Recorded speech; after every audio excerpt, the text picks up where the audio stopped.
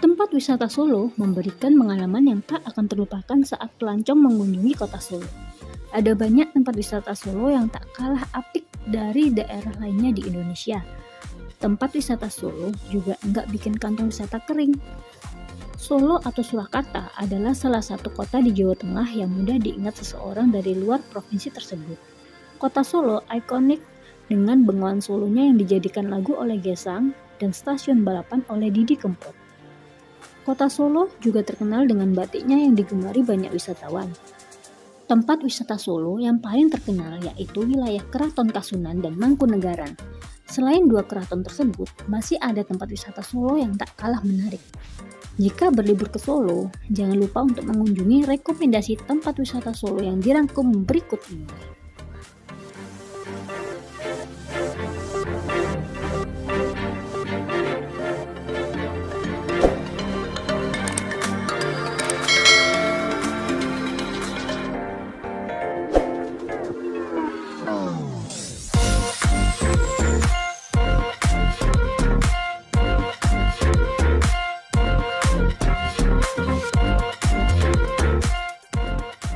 Tempat wisata Solo yang pertama yaitu Ngarsopuro. Pasar ini berada di Jalan Diponegoro, di mana dulunya merupakan area yang tidak tertata rapi. Jalanan menjadi semrawut karena kios barang antik dan toko elektronik yang tumpang tindih. Namun, sekarang kawasan ini sudah lebih bagus dan berkembang. Ngarsopuro adalah kawasan pedestrian yang ditata secara artistik di jalanan Ponegoro. Di depan bagian selatan Pura Mangkunegaran. Di sini juga ada pasar malam tiap akhir pekan. Ini tempat pedagang yang hanya diperuntukkan bagi mereka yang memiliki KTP Solo. Produk yang dijual seperti kerajinan, batik, souvenir, hingga kuliner khas Solo. Di tempat ini juga bisa dijumpai penampilan seni musik dan tari.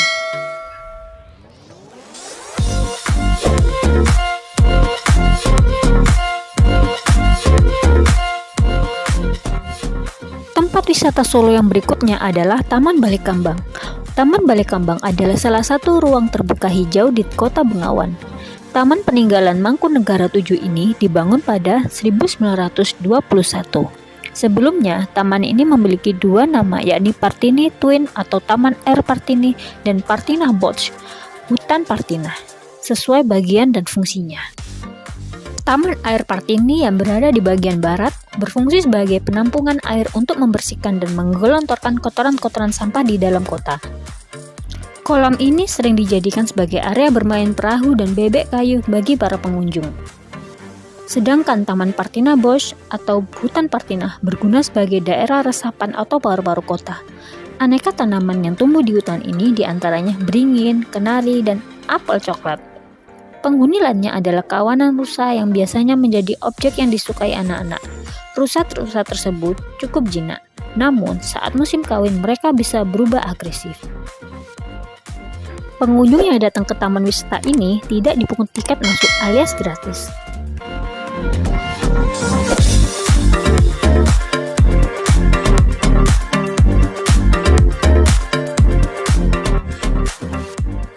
Keraton Kasunanan Surakarta. Sebuah kerajaan Jawa yang memerintah beberapa abad yang lalu telah menjadi ikon kota Solo.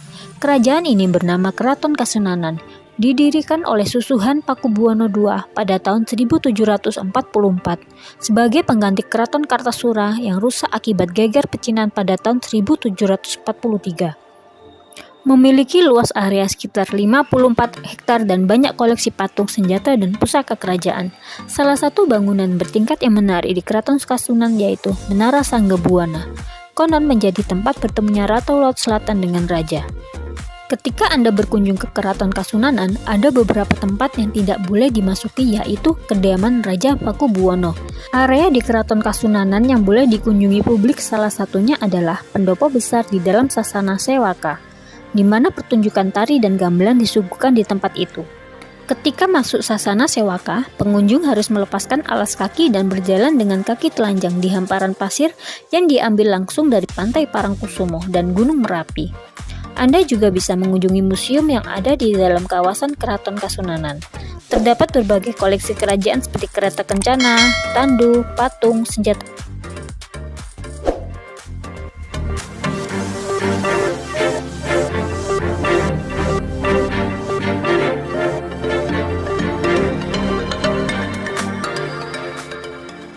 Museum Batik Danarhati.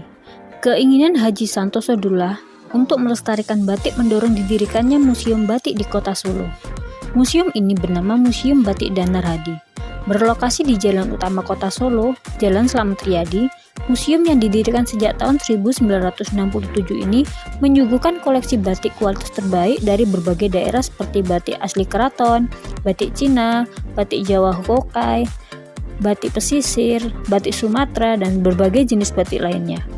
Museum ini memiliki koleksi kain batik mencapai 1000 helai dan sudah diakui muri sebagai museum dengan koleksi batik terbanyak. Pengunjung dapat melihat proses pembuatan batik, bahkan bisa mengikuti workshop pembuatan batik secara langsung. Selain mendapat pengalaman membatik, pengunjung juga bisa menikmati arsitektur bangunan khas Jawa di samping museum, yang dikenal dengan nama Dalem Wuryaningratan. Dalem Wuryaningratan semula merupakan tempat tinggal Pangeran Wuryaningrat, menantu susuan Pakubuwono X.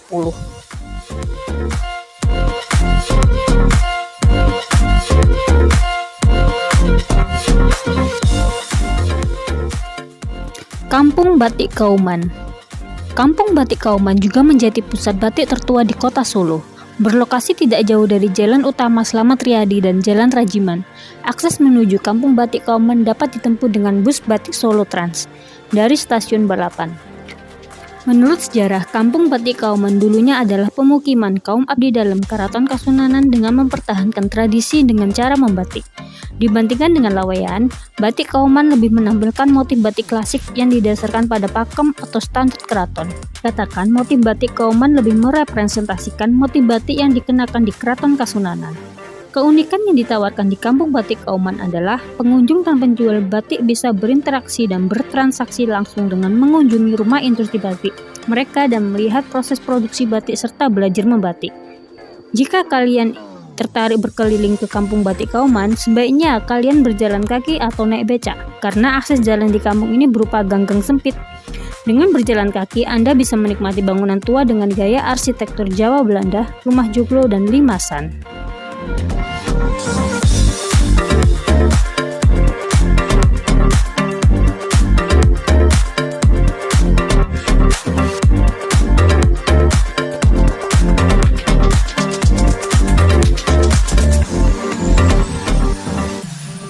Semarak pakaian digantung hingga keleweran alias menjuntai tak lagi ditemui di Pasar Klewer Solo dewasa ini. Pasar tekstil terbesar di Jawa Tengah tersebut telah bersolek pasca kebakaran yang meluluhlantakkan bangunan lama akhir tahun 2014. Pasar Klewer terletak berdampingan dengan Keraton Surakarta Hadiningrat. Konon, pasar ini sempat mendapat sebutan Pasar Selompretan. Selompretan berasal dari kata selompret, alias trompet yang menjadi penanda kereta api berangkat di zaman Jepang silam. Pedagang di Pasar Klewer pada awalnya adalah para pedagang yang berjualan di daerah Banjarsari dan Supit Urang. Pasar Klewer mulai berkembang pada tahun 1942 sampai 1945 dan semakin berkembang hingga tahun 1968. Pemerintah kemudian membangun bangunan pasar bertingkat permanen pada 9 Juni 1970 untuk menampung para pedagang yang diresmikan oleh Presiden Soeharto. Bagi pengunjung yang ingin berbelanja dan mendapat harga semurah mungkin, Anda baiknya sedikit menawar. Diskon hampir 5% pun bisa didapat jika membeli lebih dari satu item. Tak hanya batik, Pasar Klewer menjadi surga belanja tekstil yang bisa diandalkan. Seragam, jaket, kaos, daster, dan aneka busana tersedia di pasar ini. Seharian pun tak akan selesai untuk menjelajahi kios demi kios di pasar legendaris tersebut.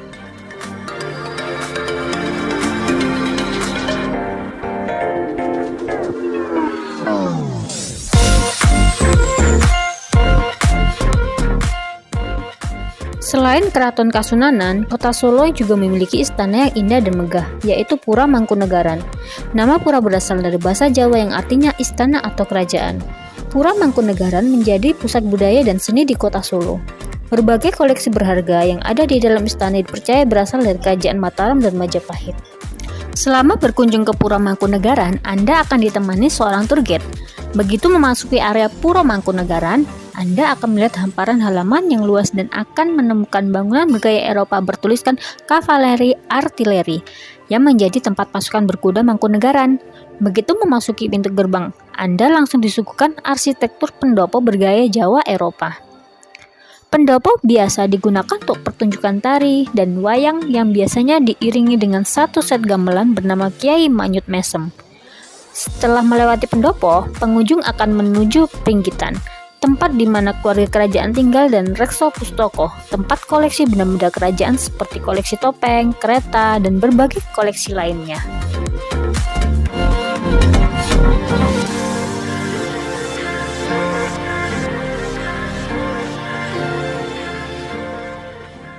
Tumurun Private Museum merupakan museum pribadi milik anak dari pendiri perusahaan tekstil terbesar di Asia, PT Sritek.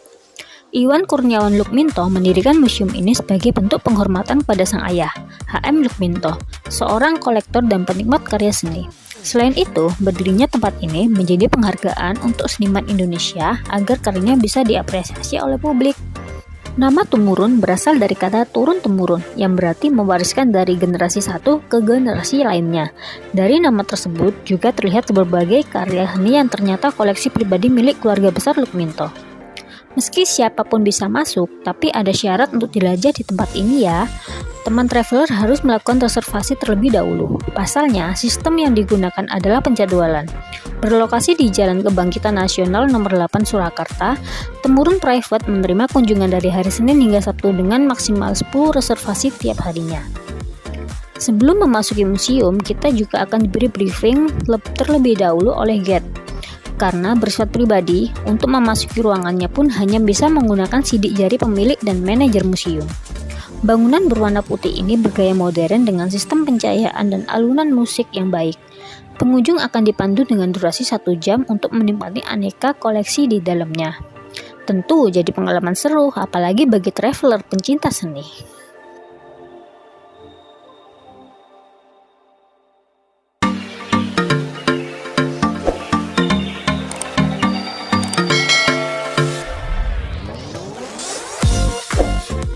Seru-seru kan rekomendasi wisata di Solo?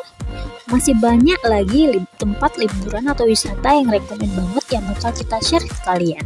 So, stay tune terus ya di channel Haidar Family TV.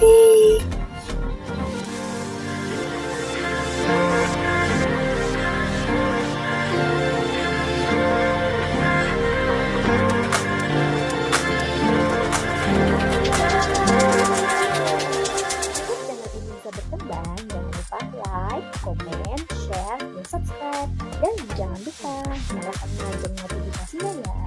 Sampai jumpa di video selanjutnya. Dadah.